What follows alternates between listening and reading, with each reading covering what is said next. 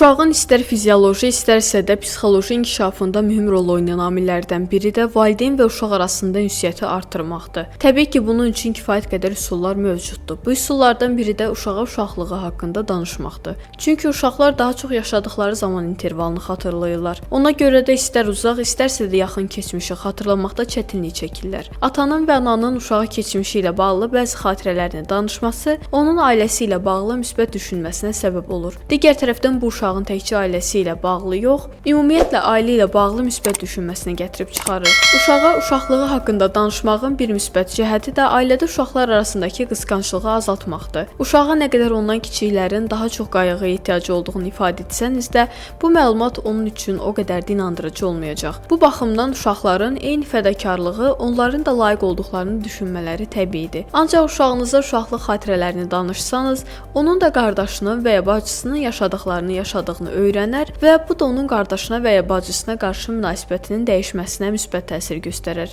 Ancaq bütün bunlar uşağın necə deyirlər, ələ almaq məqsədi ilə edilməməli, dediyiniz hər bir söz mümkün qədər ən səmimi şəkildə ifadə edilməlidir. Digər tərəfdən uşaqların təxəyyül imkanları çox geniş olur və eşitdiklərini xəyallarında canlandırmağa çalışırlar. Buna görə də uşaqlara uşaqlıqdan danışarkən bütün təfərrüatlarına qədər danışmaq lazımdır. Məsələn, sənə yemək yedirirdim, əynində təzə paltarın var idi, stolun üstündəki yeməyi dağıtdın, ikimizin də üstü bulaşdı, ikimiz də o ki var güldük. Bundan başqa uşağınıza necə yeməyindən, necə yatmağından, necə yeməkləməyindən, necə dil açmağından və s. də danışa bilərsiniz. Ancaq burada diqqət yetirəcəyiniz məsələ bu cür ünsiyyətlərdə səs tonunuzdan, mimikalarınızdan və hətta hisslərinizdən maksimum şəkildə istifadə etməkdir.